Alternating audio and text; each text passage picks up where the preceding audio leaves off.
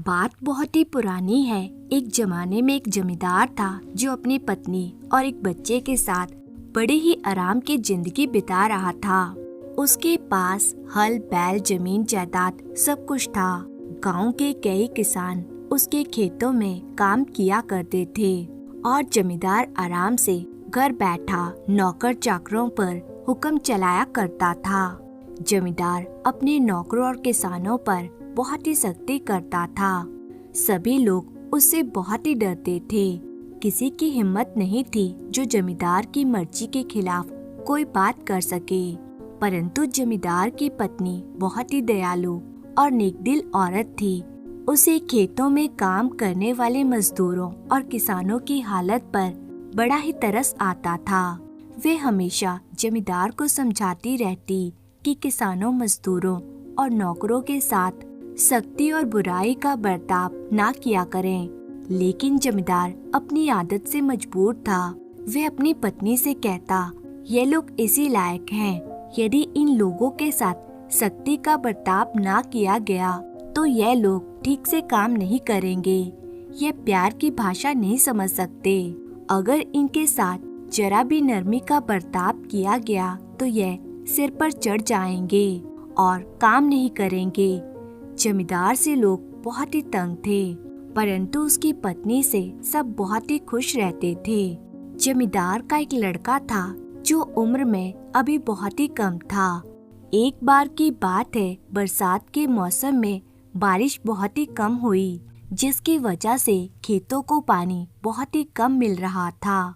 नहर जमींदार के खेतों से बहुत ही दूर थी और कुएं से जो पानी खेतों को दिया जाता था वह बरसात के पानी के बराबर नहीं था, जिसका नतीजा यह निकला कि जमींदार के खेत सूखने लगे। यह देखकर जमींदार ने अपने किसानों और नौकरों को डांटना शुरू कर दिया। तुम सब लोग कामचोर हो, खेतों को ठीक से पानी नहीं देते। देखो, सारे खेत सूख रहे हैं। अगर इस बार खेतों में अनाज कम हुआ तो तुम सबको इसकी सजा मिलेगी। गुस्से में डांटते हुए जमींदार ने अपने खेत में काम करने वालों को हुक्म दिया कि जैसे भी हो, चाहे जितनी भी मेहनत करनी पड़े, नहर से लाकर पानी खेतों को दो। बेचारे किसानों को नहर से पानी लाने के लिए बहुत ही ज्यादा मेहनत करनी पड़ती थी।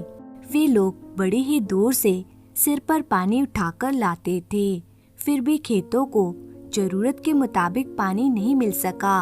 अब जमींदार ने इन लोगों को दिन रात काम करने के लिए कहा। उन बेचारे मजदूरों पर इतने अत्याचार किए गए कि उन्हें खाने पीने और आराम करने का समय भी नहीं मिल पाता था। कहते हैं कि ईश्वर को अन्याय बिल्कुल भी पसंद नहीं है, जिसका नतीजा यह निकला कि जमींदार के खेतों में इतनी मेहनत मशक्कत करने के बाद भी उसके खेत अच्छी तरह से फल फूल नहीं पाए। इतना पानी देने के बावजूद भी खेत अपने ही आप सूख गए। जमींदार की फसल इतना पानी देने के बाद भी अच्छी नहीं हुई। जमींदार ने इसका कसूरवार किसानों को माना और जो भी थोड़ा बहुत अनाज खेतों में पैदा हुआ था वह सारा का सारा कटवा कर अपने गोदाम में रख लिया। किसानों को एक मुट्ठी अनाज भी नहीं दिया और ना ही उनकी मजदूरी दी। किसान बेचारे भूखे मरने लगे। उनके बीवी बच्चे भूख से बिलखने लगे, मगर जमींदार को उन पर बिल्कुल भी दया नहीं आई। आखिरकार सभी किसान वे गांव छोड़कर किसी दूसरे गांव में चले गए और वहां किसी दूसरे जमींदार के यहाँ पर काम करने लगे। यह घटना होने पर जमींदार की पत्नी ने जमींदार को समझाया, देखो, किसानों के साथ ऐसा बुरा बर्ताव करने के कारण ही हमारे खेतों में फसल अच्छी नहीं हुई, क्योंकि आप अपने किसानों पर बहुत ही अत्याचार करते थे। इसलिए भगवान ने हमारे खेत सुखा दिए, जबकि दूसरे लोगों के खेतों में बारिश न होने के बावजूद भी अच्छा अनाज पैदा हुआ है। अपनी पत्नी की बात सुनकर जमींदार बहुत ही नाराज हुआ और कहने लगा, तुम मुझे अत्याचारी कहती हो ना? इन किसानों के काम ना करने की वजह से यह नुकसान मुझे हुआ है और यह सब के सब कामचोर थे। अब जमींदार ने पूरी कोशिश की कि गांव के दूसरे किसान उसके खेतों में काम करें, लेकिन जमींदार के बुरे बर्ताव और उसके अत्याचार को देखते हुए कोई भी किसान जमींदार के खेतों में काम करने के लिए तैयार नहीं हुआ, जिसका नतीजा यह हुआ कि सारे खेत बेकार पड़े रहे। अगली फसल में जमींदार के खेतों में बिल्कुल भी अनाज पैदा नहीं हुआ। कुछ दिनों के बाद जमींदार के बैलों को ऐसी बीमारी लगी कि सबके सब बैल मर गए। उसके सारे हल बेकार पड़े रह गए। होते होते बात यहाँ तक आ गई कि जमींदार के पास जो भी रुपया पैसा था, उस पैसे से वह अपने घर का खर्च चलाने लगा। आखिरकार उसे अपने हल भी बेचने पड़ गए। हालात यहाँ तक हो गए कि अब उसके पास कुछ भी नहीं बचा था। घर का सामान बेच बेच कर वह खाने पीने की वस्तुएं लाने लगा। जमींदार की पत्नी ने जमींदार से कहा, आपको अपने बुरे बर्ताव के लिए किसानों से और भगवान से माफी मांगनी चाहिए, क्योंकि ये भगवान की दी हुई सजा है। इस बात को जमींदार मानने को तैयार नहीं था, क्योंकि जमींदार शुरू से ही कोई काम नहीं करता था और ना ही उसे मेहनत करने की आदत थी। इसलिए उसने सोचा कि क्यों ना अपने बेटे से ही मेहनत मजदूरी का काम करवा कर घर का खर्च चलाया जाए। परंतु असल बात यह थी कि उसके बेटे की उम्र अभी बहुत ही कम थी। वह सिर्फ 14 वर्ष का ही था। वह थोड़ा बहुत पढ़ा लिखा तो था, लेकिन हल चलाना और खेती बाड़ी करने के योग्य नहीं था। जमींदार की पत्नी ने जमींदार से कहा, जो थोड़ा बहुत जेवर मेरे पास पड़ा है मैं उन्हें बेच देती हूँ और हम किसी दूसरे शहर में जाकर कोई व्यापार शुरू कर देते हैं। इससे हमारे गुजारे लायक कमाई तो हो ही जाएगी। लेकिन जमींदार कोई काम करने को भी तैयार नहीं था। वे कहने लगा, हमारा बेटा बड़ा हो गया है, हमें इसे किसी के यहाँ पर नौकर रखवा देना चाहिए। लेकिन जमींदार की पत्नी इस बात के लिए तैयार नहीं हुई। कुछ दिन बीतने के बाद जमींदार बीमार रहने लगा। अब जमींदार की पत्नी को जमींदार के इलाज के लिए पैसों की जरूरत थी। आखिर मजबूर होकर जमींदार की पत्नी ने पति की दवा दारू करने के लिए एक एक करके अपने सारे जेवर बेच डाले। इसके बाद भी जमींदार की सेहत में कोई सुधार नहीं हुआ। जमींदार की पत्नी अक्सर मंदिर में जाकर भगवान के सामने अपने पति के लिए प्रार्थना किया करती, हे ईश्वर, मेरे पति के अपराधों को क्षमा कर दीजिए और उन्हें स्वस्थ कर दीजिए। जमींदार की नेक दिल पत्नी इस गरीबी की हालत में भी अपने घर का गुजारा करने के लिए लोगों के घरों में भी काम करने के लिए तैयार थी। लेकिन समस्या यह थी कि घर में बीमार पति को अकेला छोड़कर वे लोगों के घर काम करने नहीं जा सकती थी। लोग उसे उधार भी नहीं देते थे। वह बेचारी कर्ज लेती भी तो किस उम्मीद पर लेती, क्योंकि उधार ले भी लेती तो उसे वापस कैसे करती। जमींदार की पत्नी ने सोचना शुरू किया कि आखिर किस तरह से अपने घर का गुजारा किया जाए। आखिरकार उसे एक उपाय सूझ ही गया। उसे याद आया कि अपने अच्छे समय में वह घर में लड्डू बनाया करती थी, जो लोगों को बहुत ही पसंद आते थे। तो वे सोचने लगी, क्यों न मैं वो लड्डू बनाऊं और मेरा बेटा इन लड्डुओं को गांव में बेच कर आए। ये सोचकर उसने घर में पड़ा हुआ थोड़ा बहुत बेसन, गुड़ और घी लिया और थोड़े से लड्डू बना डाले। अपने बेटे से कहने लगी, बेटा, ये कुछ लड्डू हैं, तुम गांव में जाओ और घूम घूम कर इन लड्डुओं को बेचने की कोशिश करो। मुझे पक्का यकीन है कि लोगों को ये बहुत ही पसंद आएंगे। इससे हमें कुछ कमाई जरूर होगी। बेटा, क्या तुम यह काम कर पाओगे? उसका बेटा अब समझदार हो चुका था। माँ की परेशानी और अपने पिता की बीमारी को देखकर वह खुद भी बहुत ही परेशान था। वह इस काम को करने के लिए बड़ी खुशी से तैयार हो गया। जमींदार की पत्नी ने घी और बेसन के लड्डू बनाए, लड्डुओं को एक कपड़े की थैली में लपेटकर उसे दे दिया। जमींदार का बेटा उन लड्डुओं को गांव में गली गली जाकर बेचने लगा। लोगों को वे लड्डू बहुत ही पसंद आ रहे थे। ऐसा लगा जैसे भगवान ने उन पर दया की हो। बेसन और घी के लड्डू खूब बिकने लगे। इससे उन्हें इतनी कमाई हो जाती कि खाने पीने और इलाज करने के लिए पर्याप्त थी। उन्होंने थोड़ा थोड़ा करके पैसे बचाना भी शुरू कर दिया, जिससे कि वे अपना कर्जा भी उतार सकें। अब जमींदार की सेहत भी कुछ कुछ सुधरने लगी थी। जमींदार की समझ में भी यह बात आ गई थी कि उसने अपने नौकरों और किसानों पर जो अत्याचार किए हैं, उसी की वजह से आज उसकी ये हालत हुई है। जमींदार ने भगवान से अपने अपराधों की क्षमा मांगी और आइंदा कभी किसी गरीब पर अत्याचार न करने का फैसला किया। जमींदार अपनी पत्नी से कहने लगा, मैं थोड़ा ठीक हो जाऊं तो खुद कोई कामकाज करने लगूंगा। हर एक किसान के घर जाऊंगा और उनसे अपने किए की माफी मांगूंगा। सचमुच मैंने उन लोगों को बहुत ही सताया था। जमींदार की पत्नी यह सुनकर बड़ी खुश हुई। दूसरी तरफ उनका बेटा मनसुख अब अपने काम में बहुत ही होशियार हो चुका था।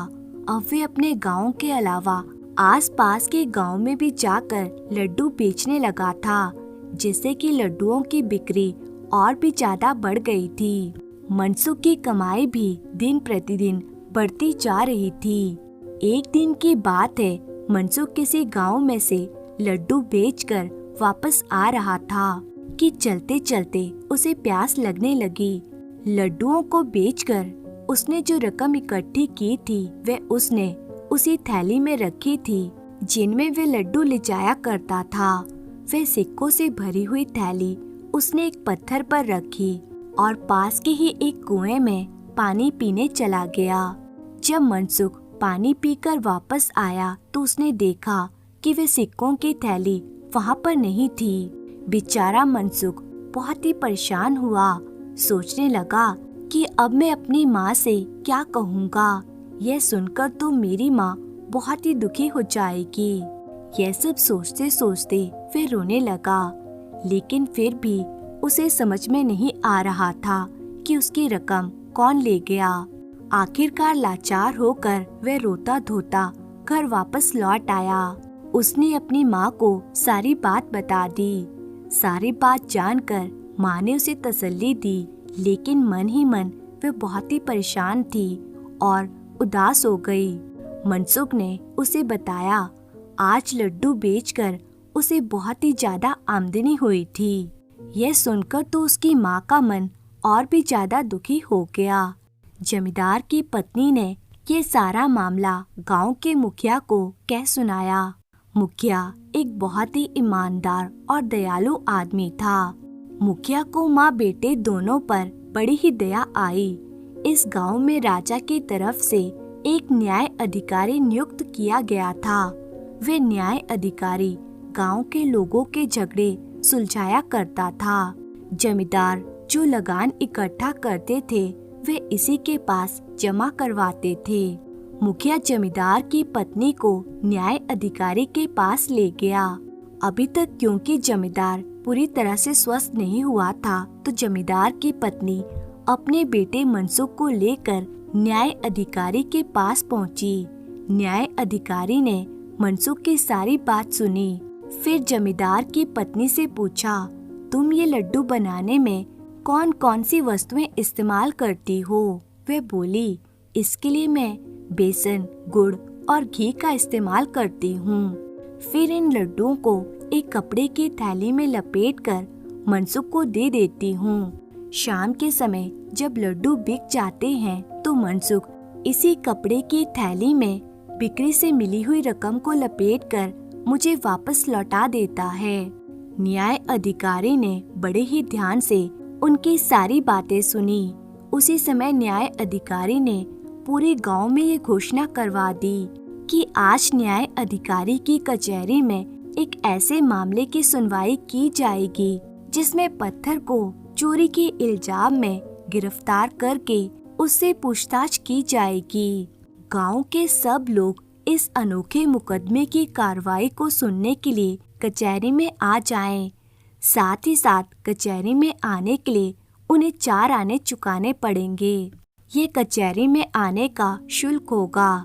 हर आदमी से 4-4 आने लिए जाएंगे। जब जमींदार और उसकी पत्नी ने ये बात सुनी तो वे सोचने लगे, न्याय अधिकारी ने शायद ये सोचा है कि इस तरह से जो भी रकम जमा होगी वह उन्हें उस रकम के बदले में दे दी जाएगी जो चोरी हुई थी, वरना पत्थर से कैसी पूछताछ की जा सकती है। लोगों ने जब ये घोषणा सुनी तो सोचने लगे कि न्याय अधिकारी के दिमाग में अवश्य ही कोई खुराफात आई होगी जो वे पत्थर से पूछताछ करना चाहते हैं। लेकिन क्योंकि इस न्याय अधिकारी की नेकी, ईमानदारी और न्याय की योग्यता पर पूरे गांव को विश्वास था, इसलिए सबको बहुत ही शौक हुआ कि इस अजीबोगरीब मामले की कार्रवाई जरूर सुनी जाए। घोषणा हो जाने के बाद न्याय अधिकारी ने मनसुख के साथ एक सिपाही को उस जगह पर भेजा जहां मनसुख ने अपने पैसों की थैली एक पत्थर पर रखी थी और साथ ही साथ यह आदेश भी दिया कि जिस पत्थर पर वह थैली रखी थी उस पत्थर को गिरफ्तार करके कचहरी में पेश किया जाए। गांव वालों को जब इस बात की खबर हुई तो वे लोग भी बहुत ही हैरान हुए।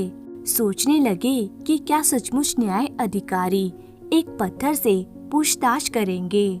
आखिरकार सभी गांव वाले दौड़े दौड़े निश्चित किए गए समय पर कचहरी के बाहर पहुंच गए।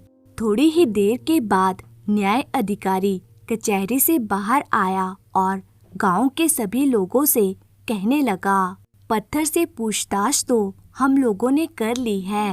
पत्थर ने अपनी बेगुनाही का यकीन भी दिलाया है और यह भी कहा है कि मैं उस आदमी को पहचानता हूँ जिसने ये रकम चुराई है। इसलिए आप सभी लोगों में से हर एक आदमी बारी बारी से अंदर आएगा। कचहरी में पत्थर के पास ही पानी से भरा हुआ एक बर्तन रखा हुआ है। हर आदमी अपने साथ लाए हुए 4 आने उस बर्तन में डालकर अपना अपना बयान देगा कि आप लोगों में से किसी ने ये रकम नहीं चुराई है। अगर पत्थर ने किसी के खिलाफ आप लोगों के सामने गवाही नहीं दी तो हम इस पत्थर को ही सख्त से सख्त सजा देंगे। ये घोषणा सुनकर हर आदमी अपने मन में सोचने लगा कि भला पत्थर भी कहीं बोल सकता है। न्याय अधिकारी ने यह क्या अजब तमाशा लगा रखा है। फिर भी यह तो देखना ही पड़ेगा कि इसका नतीजा क्या निकलता है। न्याय अधिकारी इसके बाद कचहरी में एक तरफ खड़ा हो गया। लोग उसके आदेश के अनुसार एक एक करके अंदर आने लगे। न्याय अधिकारी के आदेश के अनुसार अपने अपने साथ लाए हुए पैसे उस बर्तन में डालने लगे। न्याय अधिकारी हर एक आदमी से पूछता कि क्या तुमने इस लड़की की रकम चुराई है। जब कोई आदमी इनकार कर देता तो न्याय अधिकारी पत्थर की तरफ देखकर पूछता, बता रे पत्थर, क्या ये आदमी सच कहता है। पत्थर कोई जवाब ना देता और फिर न्याय अधिकारी उस आदमी को अलग से खड़ा कर देता और कहता कि तुम्हारी बात सच है। पत्थर ने तुम्हारे खिलाफ गवाही में कुछ भी नहीं कहा, इसलिए तुम बेगुनाह हो। पत्थर सिर्फ उसी समय बोलेगा जब असली चोर को पहचान लेगा और साथ ही उसकी चोरी का सबूत भी देगा। लोग एक एक करके आते रहे और यह तमाशा देखते रहे। लोगों को इस बात का इंतजार था कि देखें आखिर पत्थर क्या बोलता है। बहुत से लोग इसी तरह बेगुनाह साबित होते रहे। आखिरकार एक आदमी ने जैसे 4 आने के सिक्के उस बर्तन में डाले, न्याय अधिकारी ने उसे गौर से देखा और पूछा, क्या तुमने इस लड़के की रकम चुराई है। उस आदमी ने इनकार कर दिया। इसके बाद न्याय अधिकारी ने बर्तन के अंदर झांका और अपने सिपाही को आदेश दिया कि इस आदमी को गिरफ्तार कर लिया जाए, क्योंकि इस पत्थर ने यह गवाही दे दी है कि उसने इस आदमी को रुपयों की थैली उठाते हुए देखा है। साथ ही जो सबूत इस पत्थर ने पेश किया है वह भी आप लोगों को बताया जाएगा। उस आदमी को न्याय अधिकारी सभी लोगों के सामने ले गया और बोला कि पत्थर ने इस आदमी को चोर ठहराया है, इसलिए इस आदमी को यह आदेश दिया जाता है कि वह मनसुख के सारे पैसे वापस कर दे, वरना इसे कारागार में डाल दिया जाएगा और साथ ही इसके हल बैल बेचकर रकम वसूल की जाएगी। यह सुनकर सभी लोग बहुत ही हैरान थे। कभी वे न्याय अधिकारी को देखते, कभी उस अपराधी को देखते, तो कभी उस पत्थर को। वो आदमी बार बार चिल्लाकर अपनी बेगुनाही की बात कह रहा था। तब न्याय अधिकारी कहने लगा, तुम इस तरह से अपना अपराध स्वीकार नहीं करोगे।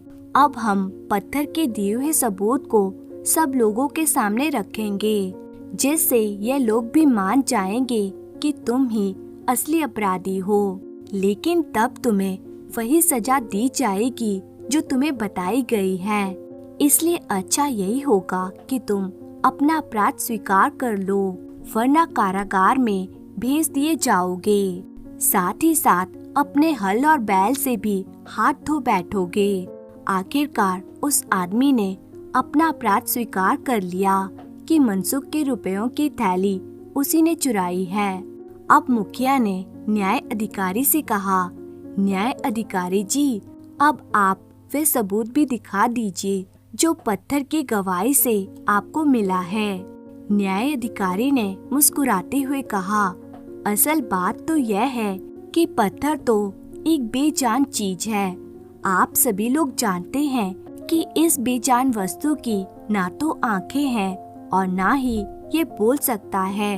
ये भला किसी को क्या पहचान सकेगा और क्या किसी की गवाही देगा, परंतु न्याय की आंखें बेगुनाह और गुनहगार में फर्क कर सकती है। मैंने पत्थर की गवाही देने की बात यूं ही फैला दी थी। असल बात तो यह है कि ये लड़का मनसुख जो लड्डू बेचता है वे बेसन और घी के बने हुए होते हैं, और जिस थैली में लड्डुओं को बेचकर वसूल की गई रकम रखी गई थी वह भी घी के कारण चिकनी हो चुकी थी। मनसुख बता चुका है कि उसने अपनी रकम लड्डुओं की थैली में रखी थी जो कि घी के कारण चिकनी हो चुकी थी, इसलिए थैली में रखे हुए सिक्के भी चिकने हो चुके थे। मैंने सोचा था कि जिस आदमी ने भी यह रकम चुराई होगी उसे पक्का यकीन होगा कि पत्थर तो बेजुबान है और ना तो वे उसे पहचान सकता है ना ही उसके खिलाफ गवाही दे सकता है। लेकिन मुझे इस बात का अंदाजा था कि जब वे अपने साथ लाए हुए 4 आने इस बर्तन में डालेगा तो उन सिक्कों की चिकनाई इस गर्म पानी की सतह पर तैरने लगेगी, क्योंकि ये वही सिक्के लेकर आएगा जो इसने मनसुख से चुराए होंगे। इस बात से साबित हो जाएगा कि असल चोर कौन है। इस आदमी के पैसे डालने के अलावा और किसी के भी पैसे डालने पर पानी की सतह पर चिकनाई नहीं आई, और जब इसने पैसे डाले तो पैसों की चिकनाई फौरन पानी की सतह पर दिखाई देने लगी। इस तरह से मुझे पक्का विश्वास हो गया कि यह आदमी ही चोर है।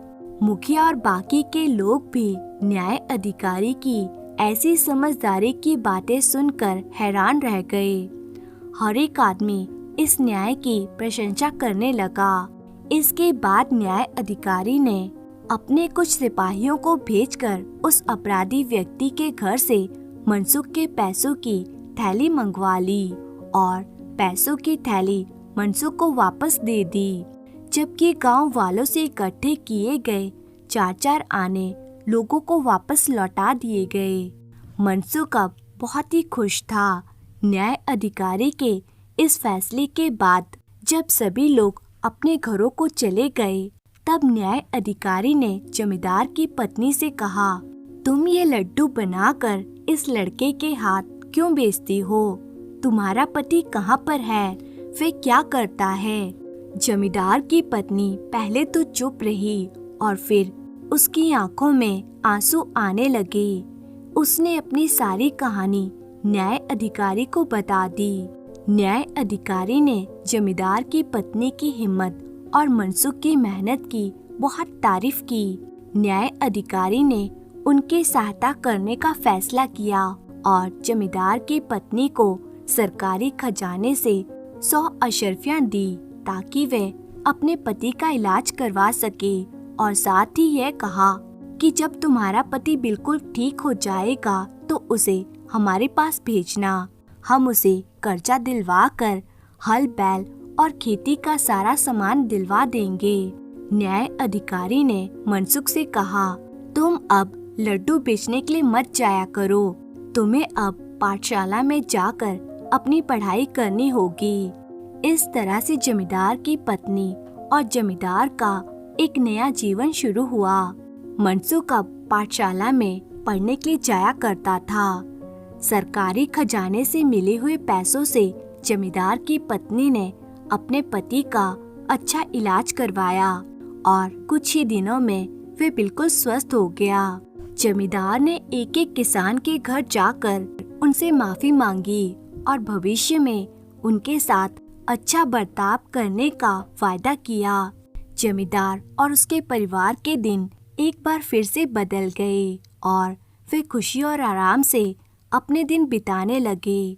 अब जमींदार का स्वभाव बिल्कुल ही बदल गया था। जमींदार बहुत ही दयालु और ईमानदार हो गया था। जमींदार के सभी नौकर और मजदूर अब उससे इस अच्छे बर्ताव से बहुत ही खुश थे। कहानी ही समाप्त होती है और उम्मीद है दोस्तों कि आपको ये कहानी पसंद आई होगी। तो कहानी आपको कैसी लगी कमेंट करके जरूर बताएं और ऐसी कहानियाँ देखने के लिए चैनल को सब्सक्राइब कर लीजिए। आपका बहुत बहुत धन्यवाद।